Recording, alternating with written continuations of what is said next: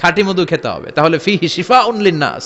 Curl von ফ্রিচ একজন Austrian বিজ্ঞানী, উনি এটা নিয়ে গবেষণা করে 73 সালে 1973-তে নোবেল পেয়ে গেছে।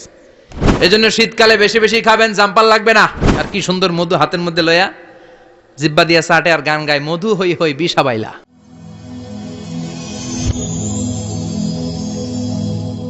Rose TV 24.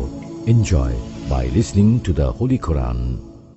আল্লাহ বললেন, ওয়া আওহা রাব্বুকা ইলান নাহাল, আমি মৌমাছির কাছে মেসেজ দিলাম, সিক্রেট মেসেজ, আনিত্তাখিযি মিনাল জিবালি বুয়ুতা, তোমরা পাহাড়ের মধ্যে তোমাদের বাড়ি বানাও, মৌচাক বানাও, ওমিনা সাজার, গাছের মগ ডালে, বড় বড় ডালে তোমরা বাসা বানাও, ওয়া মিম্মা ইয়ারিশুন, উঁচু উঁচু জায়গায় মৌচাক বানাও, যাতে করে গ্রামের ছোট্ট ছেলেরা ঢিল মারতে না পারে। কোন সুবহানাল্লাহ।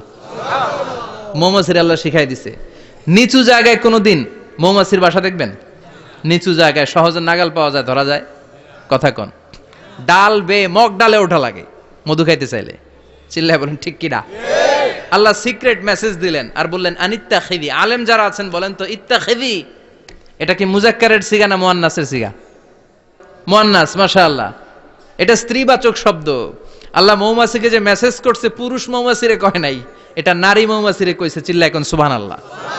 এখন গবেষণা করে দেখা গিয়েছে, কার্ল ভন ফ্রিচ একজন অস্ট্রিয়ান বিজ্ঞানী, উনি এটা নিয়ে গবেষণা করে 73 সালে 1973-তে নোবেল পেয়ে গেছে। এই আয়াতের উপর গবেষণা করে আল্লাহ কেমন করে সিক্রেট মেসেজ দিয়েছেন, কেমন করে মৌমাছি মৌচাকের বাসা বাঁধে, কেমন করে মধু আহরিত হয়, এটার উপর গবেষণা করে উনি একটা বই লিখেছেন, দ্য ডান্সিং বিজ। নেচে যাওয়া মৌমাছিগুলো, নাচতে নাচতে যেতে থাকা মৌমাছিগুলোর উপর একটা বই লিখে, দ্য ডান্সিং বিজ লিখে উনি নোবেল প্রাইজ পেয়েছেন এই মধুর উপরে। চিল্লায় পড়েন আল্লাহু আকবার। এখন কোরআনের আয়াত থেকে বোঝা গেল, আনিত্তাখিযি মিনাল জিবালি বুয়ুতা, আল্লাহ নারী মৌমাছিকে বলেছেন মৌচাক বানাও, তোমাদের মধু রাখার জন্য বাসা বানাও। কার্ল ভন ফ্রিচ গবেষণা করে পেয়েছে, মৌচাকের বাসা বানানো হয়, মধু আহরণ করা হয়, যেই মৌমাছিটা নেতৃত্ব দেয় এটা পুরুষ মৌমাছি নয়, এটা হলো মহিলা মৌমাছি। কোন সুবহানাল্লাহ। পুরো মৌচাকের মধ্যে মধু আহরণ, মধু নেওয়া, পুরো প্রসিডিউরটা সারার জন্য কোনো পুরুষ মৌমাছি লিডিং দেয় না, লিডিং দেয় একটা নারী মৌমাছি, স্ত্রী মৌমাছি। এজন্য ইত্তাখিয, ম্যাসকুলিন জেন্ডার ইউজ না করে আল্লাহ বলেছেন ইত্তাখিযি। নারী মৌমাছিকে আল্লাহ অ্যাড্রেস করে বলেছেন যাও মৌচাক বানাও আর এটার মধ্যে মধু আহরণ করো। চিল্লায় পড়েন আল্লাহু আকবার। আল্লাহ বললেন ইত্তাখিযি মিনাল জিবালি বুয়ুতা, পাহাড়ের মধ্যে ঘর বানাও, ওমিনাস সাজার, গাছের বড় ডালের মধ্যে ঘর বানাও, ওয়া মিম্মা ইয়ারিশুন, উঁচু উঁচু জায়গায় ঘর বানাও। উনি গবেষণা পেয়েছেন এই মধুর মধ্যে অসাধারণ কিছু ন্যাচারাল অ্যান্টিসেপটিক আছে। কি আছে? Natural antiseptic. এটার নাম হচ্ছে প্রপিলিস। প্রপিলিস নামে একটা লিকুইড পাওয়া যায় মৌচাকের মধ্যে। এটা কাটা জায়গায় লাগা দিলে স্যাভলন, ডেটল কিছু লাগানো লাগবে না। ওই প্রপিলিসের কারণে আপনার কাটা জায়গা এমনি শুকায় যাবে। সুবহানাল্লাহ পড়েন। দ্বিতীয় বিশ্বযুদ্ধে রাশিয়ান যত সৈনিকরা যুদ্ধে আহত হতো, ওরা আলাদা করে অ্যান্টিসেপটিক খাইতো না, ওরা মধু আইনা লাগাই দিত আর সুস্থ হয়ে যেত। সুবহানাল্লাহ পড়েন। নিউজিল্যান্ডের কিছু বিজ্ঞানীরা আবিষ্কার করেছে মৌমাছির হুলের ভিতরে রেমিটিক ফিভারের অ্যান্টিবায়োটিক আছে। অনেকের বাত জ্বর হয়, বাতের ব্যথা থাকে না, থাকে, মুরব্বীদের বেশি হয়। ওই জায়গার মধ্যে যদি আপনি মৌমাছি এনে ঢুকাই দিতে পারেন, মৌমাছির হুল লাগাই দিতে পারেন, ভালো হয়ে যাবে। মৌমাছি যখন হুল ফুটায় আরাম লাগে না অনেক? খাইছেন? কামড় খাইছেন? হ্যাঁ, মজা লাগে। তো নিউজিল্যান্ডের এই গবেষকরা এরা আবিষ্কার করেছে যে মৌমাছি যদি হুল ফুটিয়ে দেয়, ওইখানে বাতের ব্যথা থাকলে, বেদনা থাকলে এটা ভালো হয়ে যাবে। আমি নিজে দেখেছি, বিবিসি একটা ডকুমেন্টারি, ইজিপশিয়ান একজন ফিজিশিয়ান, চিকিৎসক, উনি ওনার বাতের ব্যথায় আক্রান্ত যত রুগীরা আছে ওদের গায়ের মধ্যে মৌমাছি এনে এনে নিজে নিজে হুল ফুটায়। রুগী চিৎকার মারে, ও মাগো, ও আল্লাহ গো, কিন্তু একদিন পরে ব্যথা নাই, আর কয় ভালো হয়ে গেছি। সুবহানাল্লাহ কইবেন না? তো এজন্য এই কার্ল ভন ফ্রিচ 1973-তে দ্য ডান্সিং বিজ লেখে গোটা বিশ্বকে তাক লাগিয়ে দিয়েছে। তার গবেষণার প্রতিটি পয়েন্ট কোরআনের এই আয়াতের সাথে মিলে যায়। চিৎকার করে পড়েন আল্লাহু আকবার। এই যে আমরা মধু খাই, এই মৌচাকের ভেতরে অন এন অ্যাভারেজ অ্যারাউন্ড 60,000 মৌমাছি থাকে। তিন ভাগে, একটা হচ্ছে কুইন বি, একটা মেল বি, আর একটা হচ্ছে ওয়ার্কার বি। একটা থাকে রানী মৌমাছি, এর নেতৃত্বে সবাই চলে। আর একটা থাকে মেল বি, পুরুষ মৌমাছি, বংশ বাড়ানোর জন্য এদের কাজে লাগে। আর সব হচ্ছে ওয়ার্কার বি, সবাই কাজ করে। আল্লাহ বললেন সুম্মা খুলি মিন কুল্লি সামারাত ফাসলুকি সুবুলা রাব্বিকি যুলুলা। আল্লাহ সিক্রেট মেসেজ দিয়ে বললেন, গাছের উপরে বাসাবাদ, পাহাড়ের উপরে মৌচাকের বাসাবাদ, উঁচু উঁচু জায়গায় তোমরা তোমাদের বাসা বাঁধো। সুম্মা কুলি মিন কুল্লি সামারাত, এরপর এলাকার যত মিষ্টি মিষ্টি ফুল আছে, ফল আছে, ওখান থেকে রস নিয়ে আসো। সুবহানাল্লাহ। পুষ্প রস সংগ্রহ করে, মধুগুলো, এটার বলে sweet nectar. They collect the sweet nectar from the flowers. এবং মধুর মধ্যে এত চমৎকার জিনিস থাকার কারণ হচ্ছে মৌমাছিগুলো ওই এলাকার সব ধরনের ফুল, ভালো ভালো সুগন্ধযুক্ত ফুল ফল থেকে রস নিয়ে আসে। তো ওই গাছগুলোর মধ্যে বনাজি গাছ আছে না নাই? ঔষধি গাছ আছে না নাই? এজন্য মধুরে বলা হয় সব রোগের ঔষধ। যত বনাজি ঔষধি গাছের নির্যাস আর পুষ্প রস আছে, সব আল্লাহ মধুর ভিতরে ঢুকায়া মধুকে আল্লাহ ন্যাচারাল ভ্যাকসিন বানিয়ে দিয়েছেন। চিল্লায়ে পড়েন আল্লাহু আকবার। আল্লাহ বললেন সুম্মা কুলি মিন কুল্লি সামারাত, সব ফল আর ফুল থেকে এই নেকটার পুষ্পরস নিয়ে আসো। ফাসলুকি সুবুলা রাব্বিকি যুলুলা, যেমন যেমন গিয়েছিলা পথ চিনায় আবার ফিরে আসো। ইয়াখরুজু মিন বুতুনিহা শারাব, এরপর তাদের পেট থেকে বের হয় শারাব। মুখতালিফুন আলওয়ানু, এক একটা মধুর কালার হয়ে যায় এক এক রকম। কোন সুবহানাল্লাহ। সরষে ফুলের মধু একটু সাদা সাদা হয় না? আমি হচ্ছি মধু খাওয়ার পোক। আমি দেশে বিদেশে যেখানে গিয়েছি ফ্রেশ হানি আমি অনেক খুঁজেছি। ইয়ামানি একটা মধু পাওয়া যায়, ইয়ামানের সাওয়াহিলি এলাকায়, পাহাড়ি এলাকায়, একেবারে কুচকুচে কালো। আবার অনেক মধু আছে কিছুটা খয়েরি এবং হলুদ বর্ণের। কিন্তু সরষে ফুলের যে মধুটা, এটা অনেকটা সাদা। এই পুষ্পরস নিয়ে মৌমাছিগুলো মৌচাকের মধ্যে ঢেলে দেয় না, এগুলো খেয়ে ফেলে। প্রত্যেকটা মৌমাছির পেটের ভেতরে আল্লাহ দুইটা করে স্টোমাক দিয়েছে, পাকস্থলী। সুবহানাল্লাহ পড়েন। এটাই Karl von Frisch the dancing bees বইয়ের মধ্যে লিখেছে গবেষণায়, যে দুইটা পাকস্থলী।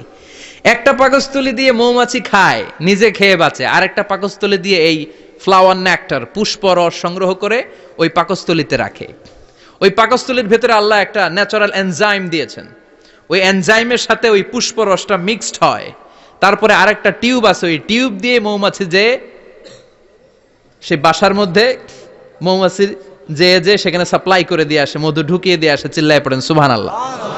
তার মানে বিষয়টা এমন না ফুলের রস নিয়ে মৌচাকের দিয়ে আসলো, ফুলের রস সে নেয়, তার স্পেশাল একটা স্টোমাকের মধ্যে ঢুকায়, সেখানে এনজাইম দিয়ে, পাচক রস দিয়ে আল্লাহ এটাকে সমৃদ্ধ করে দেয়। তারপর আলাদা একটা নল দিয়ে, টিউব দিয়ে মৌচাকের ভেতরে ঢুকিয়ে দেয়। কোন সুবহানাল্লাহ। কি অসাধারণ পদ্ধতিতে আল্লাহ মধু বানালেন। আর কি সুন্দর মধু হাতের মধ্যে লয়া জিব্বা দিয়া চাটে আর গান গায়, মধু হই হই বিষাবাইলা। আছে না নাই? আল্লাহ শুকরিয়া নাই? মধু খায় আর গান গায়, মধু হই হই বিষাবাইলা, অনহারনে ভালোবাসার দাম নদিলা।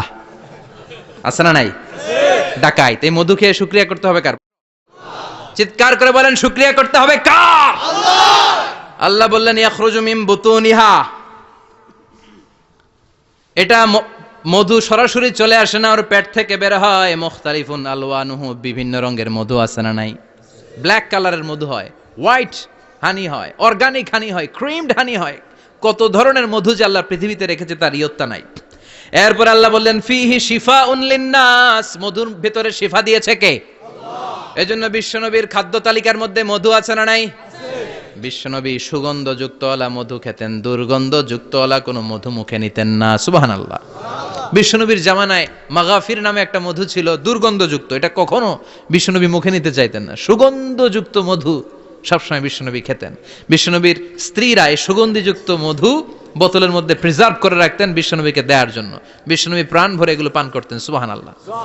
বিশ্বনবী যে সমস্ত খাদ্যগুলো পছন্দ করতেন হাদিসে এসেছে। বিশ্বনবী রুটি খেতেন, খেজুর খেতেন। খেজুর, খেজুর চিনেন? বালাহ, তামার। দুধ খেতেন, এই মধু খেতেন, জব খেতেন, বার্লি খেতেন, লাউ খেতেন, রুম্মান, ডালিম ফল, আনার ফল। আনার চিনেন? আনার, এই আনার খেতে পছন্দ করতেন বিশ্বনবী। মাশরুম খেতেন, মাশরুম। মাশরুম চিনেন? ব্যাঙের ছাতার মতো। রেস্টুরেন্টে ইদানিং মাশরুমের স্যুপ পাওয়া যায়, এটা খাবেন। যাদের চোখের জ্যোতিতে সমস্যা, দৃষ্টিতে সমস্যা, খাবেন। হাদিসে এসেছে আল কামআতু মিনাল মান ওয়া মাউহা শিফাউন লিল আইন। মাশরুম হলো মান্না সালোয়ার মতো খাবার। মাশরুমের স্যুপ যারা খাবে, চোখের জ্যোতি যাদের কম, তাদের চোখের জ্যোতি বাড়িয়ে দিবে কে? বুখারীর বর্ণনা, কানা রাসূলুল্লাহ ইউহিব্বুল হালাওয়া ওয়াল আসাল।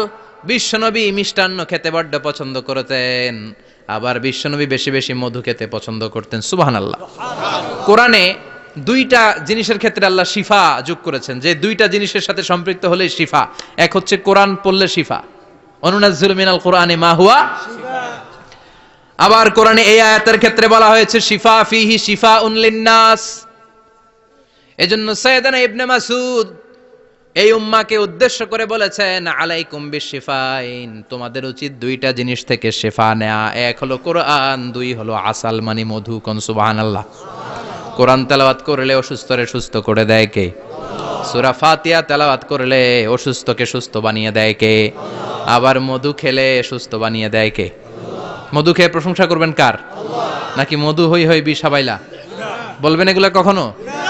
খাঁটি মধু খেতে হবে। খাঁটি মধু চিনার উপায় হচ্ছে, এটাতে পিঁপড়া জমে না, এটা ফ্রিজে রাখলে জমাট বাঁধে না, এটাতে দুর্গন্ধ হয় না। এক গ্লাস পানির মধ্যে এক ড্রপ মধু ছেলে দিলে এটা পানির সাথে না মিশে একেবারে নিচে চলে যায়। খাঁটি মধু খেতে হবে। তাহলে ফিহি শিফাউন লিন্নাস। কত কিছু দিয়ে যে আল্লাহ এটাকে সমৃদ্ধ করেছেন। এটার মধ্যে গ্লুকোজ আছে, এটার মধ্যে সুক্রোজ আছে, ফ্রুকটোজ আছে, প্রোটিন আছে, মিনারেলস আছে, ক্যালসিয়াম আছে, ভিটামিন আছে। খাইলেই শরীর গরম হয়ে যায়। সুবহানাল্লাহ। এজন্য শীতকালে বেশি বেশি খাবেন, জাম্পার লাগবে না। শীতকালে মধু খেয়ে রাত্রে বেলায় বের হবেন, আর মাফলার পেঁচিয়ে বের হওয়া লাগবে না। সুবহানাল্লাহ পড়েন।